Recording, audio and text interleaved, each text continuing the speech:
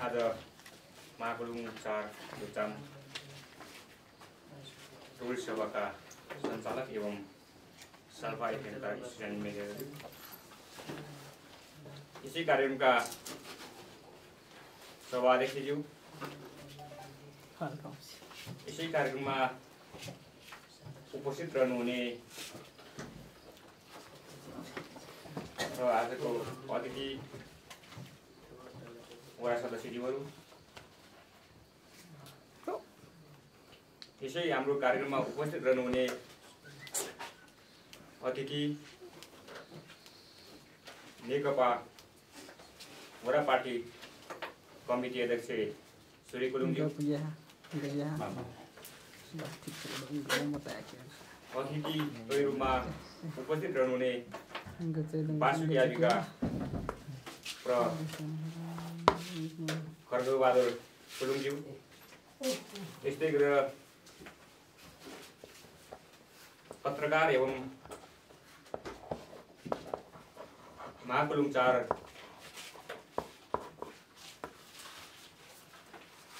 जनजाति समन्वय समितिका अध्यक्ष जित कुलुङज्यू र अन्य अतिथिगणहरू, महिलाको प्रतिनिधित्व गर्दै आउनुहुने महिला प्रतिनिधिज्यूहरू,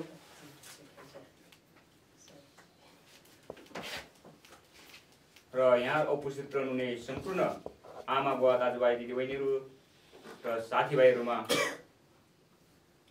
टिमको तर्फबाट र मेरो तर्फबाट स्वीकार्नुहोस्। नमस्कार।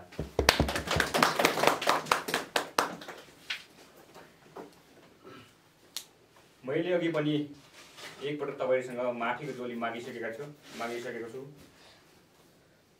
हामीले गुदेलमा 8 बजेबाट सुरु गर्ने भनेको कार्यक्रम लगभग 10:30 बजेबाट सुरु भयो र हामीले 3 बजे खाना खाने बित्तिकै यहाँ झर्दै गर्दाखेरि लगभग 4 बजिसकेको थियो। त्यसपछि पनि हाम्रो निरन्तर कार्यक्रममा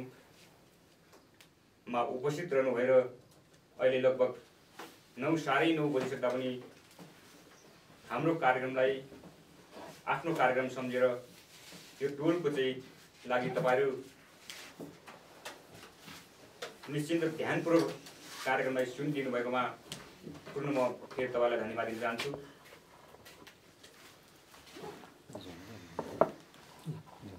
हामी निर्वाचित भएको यो असारमा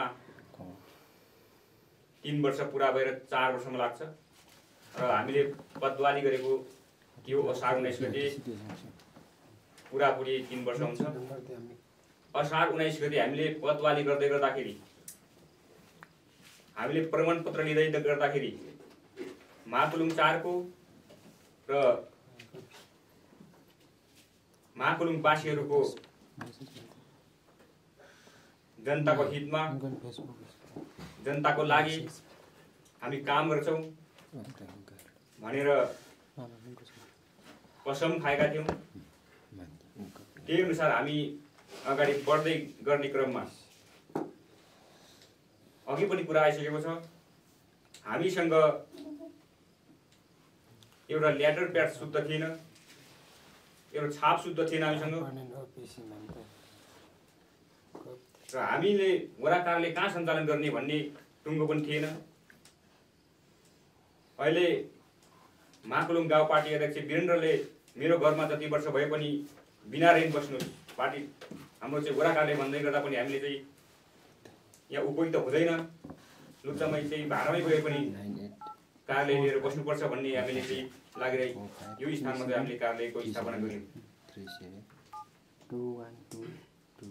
र त्यसपछि स्थापना मात्रै गरिसकेर भएन, त्यहाँ चाहिँ बस्ने कुर्सीदेखि लिएर चाहिँ विभिन्न फर्निचरको व्यवस्था हामीले आफैले गर्नुपर्ने हो। यसो गर्दै गर्दै जाँदाखेरि निकै समय लम्बिसकेको थियो। तपाईहरुले हेर्दाखेरि हामी जनप्रतिनिधि, वडा अध्यक्ष, वडा सदस्यहरू नामले पनि काफी छ, उहाँहरू त निर्वाचित हुनुहुन्छ, तर पीडा हामीसँग पनि त्यतिकै छ। अहिले 25औं वर्ष 20औं वर्षको कुरा गरिरहेछ। नेपालको इतिहासमा सबैभन्दा पहिलो स्थानीय नयाँ संरचनाको चाहिँ पहिलो जनप्रतिनिधि हो हामी। यो 20 वर्ष 25 वर्ष होइन। नेपालको इतिहासमा पहिलो जनप्रतिनिधि भएको कारणले हामीलाई काम गर्न एकदमै चुनौती, आफैले चाहिँ सबै व्यवस्थापन गर्नुपर्ने, आफैले नियम कानुन बनाउनु पर्ने, स्थानीय तहले आफैले चाहिँ विभिन्न नियम कानुनहरू बनाउन सकिन्छ भन्ने पनि हामीलाई थाहा थिएन। कार्यविधिहरू बनाउन सकिन्छ भन्ने पनि थाहा थिएन। लगभग 2 वर्षसम्म गाउँपालिकालाई पनि यो थाहा थिएन। माथिबाट के निर्देश आउँछ त्यसरी चाहिँ चलाउन हुँदै पर्ख्यौँ हामी। कानुनमा के लेखिएको रहेछ भने स्थानीय सरकारले अथवा गाउँपालिकाले चाहिँ आफैले नियम बनाउन सक्छ, तर त्यो नियम चाहिँ माथिको नियमसँग बाजियो भने स्वतः खारिज हुनेछ भन्ने छ। त्यो पनि हामीले जान्यौँ र सहकार्य गर्दै तपाईँहरूसँग चाहिँ अगाडि बढ्दै गर्ने क्रममा सुरुको वर्ष यहाँ कुनै साथीहरूले आपत्ति पनि जनाउनु भएको छ, हामीलाई केही जानकारी भएन। सुरुको वर्ष हामी असारको 19 गते पतवारी गर्दै थियौँ। त्यसपछि असारभित्र नै हामीले वासुकी आदिको यो लुक्सामको प्राङ्गणमा नवकुमार राईको चाहिँ प्रमुख अतिथिमा वराको सबै जनताहरूलाई बोलाएर सबैको सामु हामीले चाहिँ वरापुछे चलायौँ। तर कसैलाई थाहा छैन भन्नुहुन्छ। यसमा कस कमजोरी हाम्रो पनि होला, तर यहाँ चाहिँ कुनै जनताहरू पनि हुनसक्छ। त्यहाँ चाहिँ कोही जनताहरू आएर चाहिँ कार्यक्रममा बस्न सक्ने, कसैले थाहै नपाउनु, तर हामीले घर घर गएर तपाईँ आउनुहोस्, तपाईँ नआउनुहोस् त भनेको थिएन। र अर्को कुरा, कर्मचारीले सुरुदेखि नै हाम्रो अघि पनि कर्मचारी काम गर्दैन भन्ने कुरा आएको छ। सुरुदेखि नै हामीले भनेका कुरा नपत्याउने, जनप्रतिनिधिबाट 5 वर्षको लागि आएको, हामी त पुरै लोकसेवा चाहिँ पास गरेर आएको भन्ने दम्ब अझै पनि छ। तपाईँलाई लाग्छ जनप्रतिनिधिहरूले चाहिँ हाम्रो कुरा राखिदिँदा उनीहरूले सहज स्वीकार गर्छ, तर हामीले पटक पटक भन्दै आइरहेका छौँ सहज वातावरणमा काम गर्नुपर्छ, जनताको काम गर्न आएका हो हामी भन्ने कुरा राख्दै गर्दा एउटा कार्यपालिकाको बैठकमा लग्न सरले भन्नुभयो, अहिलेसम्म हामीले तपाईँलाई साथ नदिएकै हो, अब हामी साथ दिन्छौँ। अब हामीले जनप्रतिनिधिलाई साथ दियो भने हामी अवश्य पनि सफल हुन्छ भन्ने कुरा गर्नुभएको थियो। तर अहिले पनि नयाँ कर्मचारीहरू आउने क्रम छ। नयाँ चाहिँ कर्मचारी आउँदाखेरि उहाँहरूको पनि आफैले बुझेर आएको हुन्छन्, हाम्रो पनि आफ्नो विचार हुन्छ, त्यही अनुसार चल्दाखेरि अहिले उपभोक्ता समितिले दुःख बिसाउनुहुन्छ, हामीसँग दुःख पोख्नुहुन्छ। यस्ता कुराहरू झेल्दै हामीले 1 वर्ष पार गऱ्यौँ। दोस्रो वर्ष अलिक सहज हुन्छ जस्तो लाग्यो हामीलाई, तर दोस्रो वर्ष पनि कर्मचारीकै अभाव। हामीले इन्जिनियर आफ्नै चाहिँ गाउँपालिकाले चाहिँ खोजेर ल्याउनु पर्ने, प्राविधिकहरू चाहिँ गाउँपालिकाले नै खोजेर ल्याउनु पर्ने। सुरुको वर्ष त हामीले यहीको प्राविधिक स्थानीय प्राविधिकलाई चाहिँ इन्जिनियरको पद दिएर काम गऱ्यौँ। दोस्रो वर्ष हामीले इन्जिनियर चाहिँ गाउँपालिकाले चाहिँ खोजेर ल्यायौँ र अलिकति सहज भयो र यहाँको चाहिँ स्थानीय प्राविधिकहरूलाई चाहिँ हामीले नियुक्ति दिएर काम गर्न लगायौँ। र तेस्रो वर्षमा हामी प्रवेश गऱ्यौँ। त्यसपछि लोकसेवाबाट इन्जिनियरहरू आउनुपर्ने भयो, लोकसेवाबाट चाहिँ प्राविधिकजीहरू आउनुपर्ने भयो। लोकसेवाबाट नाम निकालेर हाम्रो इन्जिनियर साहब अहिले आउनु हुँदाखेरि निकै ढिलो भइसकेको थियो। इन्जिनियर आइसकेपछि पनि फेरि प्राविधिक 1 महिनाभन्दा पछाडि आउनुभयो। 1 महिना पछाडि आउँदै गर्दाखेरि ठ्याक्कै कोरोना भाइरस कोभिड-19ले चाहिँ संसारलाई सङ्क्रमण बनायो। त्यसमा नेपाल पनि अछुतो रहेन। नेपाल सरकारले चाहिँ लकडाउनको कार्यक्रम ल्यायो। लकडाउनमा पनि हामीले कार्यक्रम योजनाको कार्यक्रम गर्नुपर्छ। यसलाई चाहिँ डिस्टेन्सलाई यो कार्यक्रममा चाहिँ डिस्टेन्स बनाएर अथवा चाहिँ लकडाउनको चाहिँ नियमलाई पालना गरेर चाहिँ हामी अगाडि बढ्नुपर्छ भनेर हामीले कुरा नराखेको होइन। तर हामीले त जबरजस्ती यहाँ महाकुलुङ रिङको त खड्यौँ लकडाउनमा भए पनि, र वडाको योजनाको सम्झौता भएन। वडाको योजना सम्झौताको लागि पटक पटक मैले अनुरोध गरेँ, किनभने हाम्रो वडाको योजना साना साना धेरै थियो, सम्पन्न गर्नु थियो। दोस्रो पटकको चाहिँ कार्यपालिकाको बैठकमा सुरुमा त कर्मचारी साथीहरूले हामी गर्दैनौँ, पिटिक्कै यो चाहिँ निर्देशन नभएसम्म माथिको चाहिँ निर्देशन नभएसम्म हामी गर्दैनौँ भन्ने कुरा गर्नुभयो। दोस्रो पटकको बैठकमा फेरि कार्यपालिकामा कुरा उठायौँ, ल ठिकै छ काम गरौँ भन्ने मौखिक निर्देशन भयो। त्यसपछि फोन गर्दाखेरि मौखिक मात्रै भएको छ, लिखित नभएसम्म हामी गर्दैनौँ भन्ने कुरा गर्नुभयो। अन्तिममा फेरि तेस्रो कार्यपालिकाको बैठकमा बल्ल बल्ल चाहिँ लिखित निर्णय गरेर आइसकेपछि बल्ल हाम्रो चाहिँ उपभोक्ता समितिहरूको काम सुचारू भएको छ। र यसरी हामीले काम गर्दै आउने क्रममा तपाईले सोचे जस्तो, तपाईले चाहिँ चाहे जस्तो गर्न सकिनु होला त्यो सम्भावना पनि छैन। किनकि तपाईहरु एउटा परिवारमा कतिजना हुनुहुन्छ? 2 जना, 4 जना, 5 जना, एउटै परिवारभित्र कसैको मन मिल्दैन। यहाँ हामीले 22-25 जनताको चाहिँ मन बुझाउन सकिँदैन।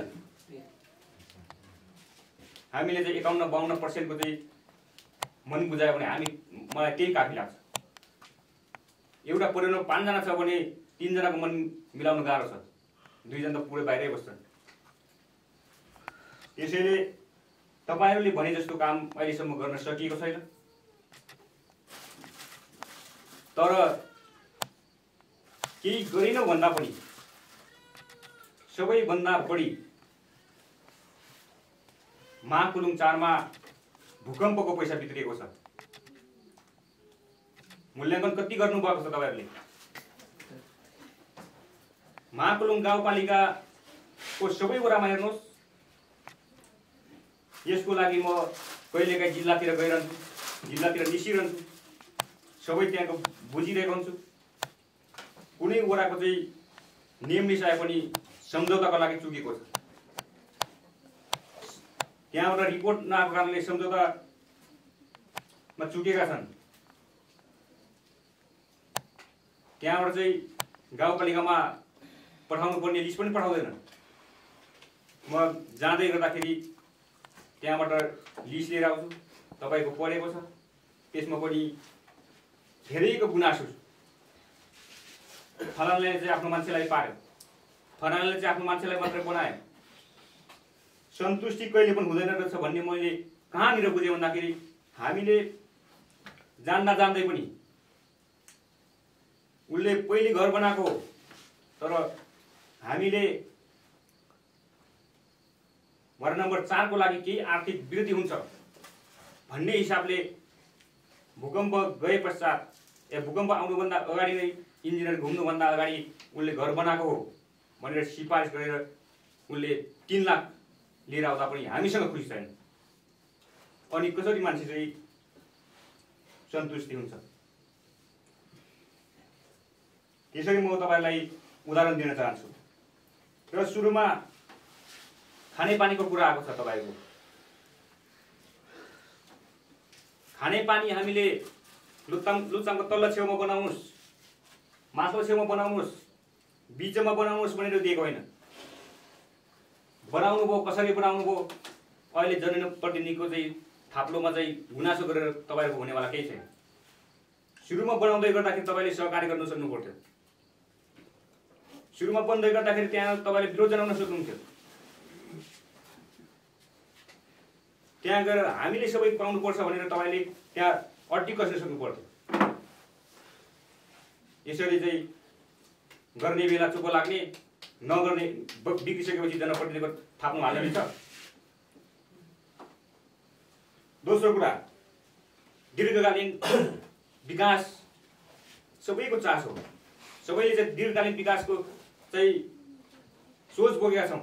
तर तपाईँहरूको निवेदन चाल हेर्नुहोस् 20-21 वटा यसरी हुन्छ दीर्घकालीन विकास। खै त तपाईँले लुच्चामको लागि एउटा समग्र योजना बनाउनु हो, खै त तपाईँले चाहिँ समग्र 4 को लागि योजना बनाउनु भएको। अनि हामीले सम्बोधन यसमा 2-4 वटा अवश्य पनि गर्नै पर्छ, किनकि निवेदनको चाङ यत्रो छ। अनि भोलि गएर के भन्छ साना साना योजना, कामै नलाग्ने योजना,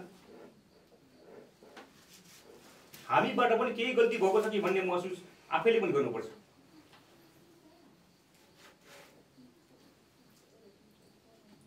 र सबैभन्दा मलाई के लाग्छ भन्दाखेरि एउटा विकास पूर्वाधार, बाटोघाटो, पुल पुलेसा, अनि भवन, बिजुली बत्ती, पानी, यी विकास हुन्। यो सामाजिक विकास हो। तर मलाई लाग्छ आफूले त आफ्नो विकास गर्न चाहेको छैनौँ कि हामीले समाजको लागि मात्रै सोच बनाएको छौँ। यो मेरो भनाइको चाहिँ मतलब भनेको युवाहरू बेरोजगार भएका छौँ सबै। युवाहरू होइन, युवतीहरू पनि सबै बेरोजगार छौँ। त्यसको लागि युवा स्वरोजगार खै त यहाँ चाहिँ रोजगार, तर प्लान बनाएर आउनु पर्यो नि। हामीले यसो गरिरहेका छौँ, यहाँ सपोर्ट गर्नुहोस्, माग्ने भारो बनाउनु पर्यो नि। अब भारो छैन, माग्दाखेरि पर्छ या पर्दैन, त्यसको मतलब एउटा चाहिँ समूह बनाएर जाउँ। अघि पनि कुरा धेरै उठेको छ, फर्म दर्ता गरौँ, कम्पनीमा जब रूपान्तरण गरेर, अनि त्यहाँ चाहिँ राम्रो प्रगति भइरहेको छ भने त्यो समूहले चाहिँ साँच्चै नै युवाहरूलाई रोजगारी बनाउँछ भने त्यसमा सरकारले हाल्छ कि हाल्दैन पनि। अहिले सबैभन्दा बढी सरकारले कृषि र पशुमा पैसा छुटाएको छ। हामी त अब पशुपालन गरौँ भन्दाखेरि गोबरले सोइहाल्छ, हात मैलो भइहाल्छ, कृषिको कुरै उठेको छैन। के हामी खाना नखाई बाँच्छौँ?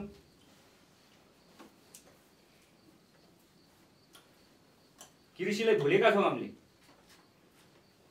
ज्वलन्त उदाहरण काठमाडौँबाट गाउँपालिकाले यहाँ साथीले लिएको हो नि। यहाँ त कमसे कम आफूले उत्पादन गरेर खान पाइन्छ, आफ्नो घरमा अन्न पानी छ भनेर आएका हुन् नि हामी। खै त कृषिमा पशुमा जोड दिएका छौँ। अब हामीले गाई पाल्न पनि छोड्यो, भैँसी पाल्न पनि छोड्यो, खानु चाहिँ मासु मात्रै खानु पर्ने, रुचाउन चाहिँ भात पनि मासुसँग मात्रै। कहाँबाट चाहिँ हुन्छ? जबसम्म एक युवा एक रोजगार हुँदैनौँ तबसम्म समृद्ध मातृ, समृद्ध चाहिँ वराचार, यो खोक्रो नारा मात्रै हो। यो त अन्त के हुन्छ? भोलिपर्सि नाममा मात्रै चाहिँ नारा हुन्छ। एक युवा एक व्यवसाय, एउटा अब साथीहरू कोरिया वगैरह आउनु भएको छ, मैले सुनेको कतिको सत्य हो। कोरियामा एउटा चाहिँ आफ्नो कम्पनी छैन भने बिहे गर्न पाइँदैन।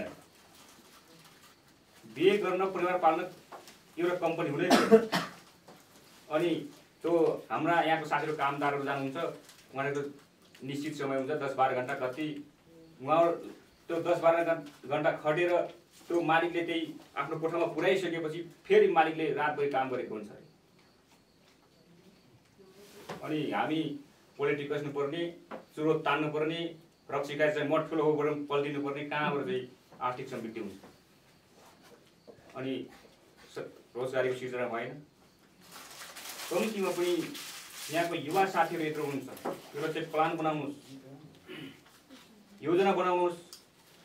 अब 10 वर्ष पछाडि मेरो आकलन जो अहिले निजामती कर्मचारी हुनुहुन्छ, शिक्षक कर्मचारी हुनुहुन्छ, व्यवसायी हुनुहुन्छ, उहाँहरू धेरै माथि पुगिसकेको हुन्छ 10 वर्ष पछाडि। तर हामी बेरोजगार युवाहरू अब रोडमा चाहिँ काम निस्किन्छ कि, उपभोक्ता समितिको अध्यक्ष बन्न पाउँछु कि, अब त्यहाँ पो काम पाउँछु कि भनेर सोचेर बस्यो भने हामी यो धरतीमा धुलो मैलो सरी हुनेछौँ। त्यसैले अहिले हाम्रो समय छ, सोचौँ, दुःख गर्न हामीले नभुलौँ।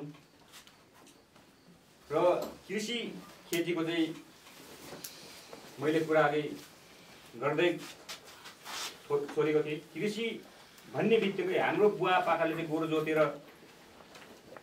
बारी खनेर चाहिँ फलाएको अन्न जस्तो हामीले होइन, आधुनिक हिसाबले अगाडि बढौँ। अब उदाहरणको लागि यहाँको 7 जना युवाहरू मिल्नुहोस्, बेमौसमी तरकारीको चाहिँ प्लान बनाउनुहोस्। तपाईँहरूले अहिले हरियो खोर्सानी छ भने यहाँ सबैले म पनि लान्छु भन्न नि, चैत वैशाखमा चाहिँ काँक्रा फलाउनुहोस्, कसरी चाहिँ बजार नपाउला। हाम्रो कन्सेप्ट त्यतिर लानुपर्छ कि जस्तो मलाई लाग्छ। र अर्को कुरा,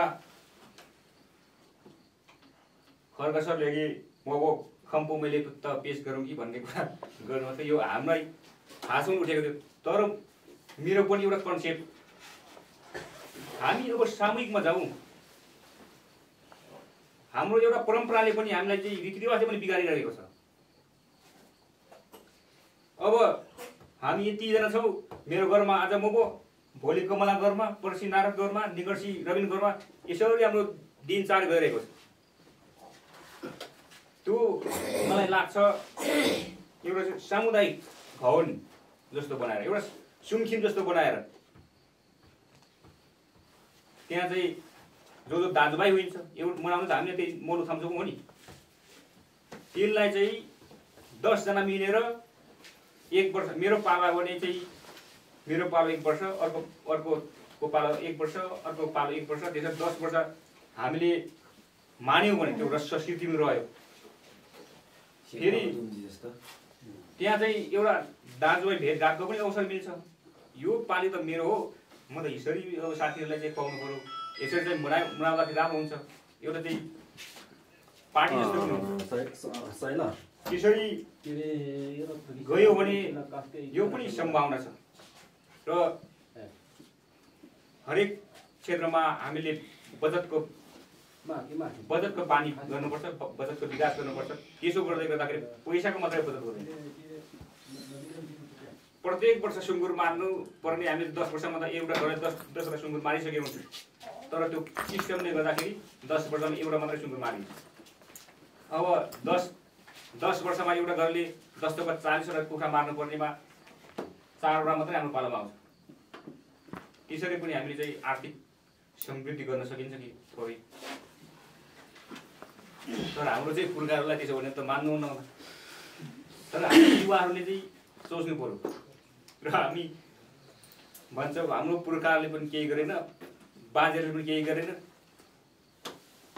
तर म यसो विचार गर्छु, हाम्रो बुढा बाजेहरूले यत्रो गर्नुभएको, अब पढ्नु चाहिँ भएन, पढ्न दिएन। 104 वर्ष राणा शासक यत्रो हाम्रो चाहिँ हाम्रो बुकको चाहिँ परिवारको जग्गा हेर्नुहोस् तपाईँले, तल कता त्यो तुमताला मुनतिरबाट चाहिँ यहाँ तुम हुँदै पुरा उता सराकको उता कता सब एउटै चाहिँ बाजेको जग्गा पुरै काल्ला लाग्यो। यहाँ त पहिला जङ्गल थियो, अहिले त्यो जङ्गल हामीले फारेर त्यसरी परिश्रम गर्न सकिन्छ? सकिँदैन। र हाम्रो बुवापाकाले पनि धेरै सङ्घर्ष गर्नु पाउँछ। तर हामी बिचमा पर्छ, गर्न पनि नसक्ने, गर्न पनि नचाहने। अब फेरि हाम्रो बानी अलिकति बिग्रेको छ, अघि पनि कुरा थोरै उठेको छ। सक्यो भने दिनमा 2000 कमाउने अनि बेलुका चाहिँ 3000 सिद्धाउने। यो थोरै अलैँचीले पनि बिगारेको छ हाम्रो यहाँ चाहिँ समाजलाई। अलैँची हुँदाखेरि त पुरै दायाँ बायाँ बियर बोकेको पनि देख्यो भने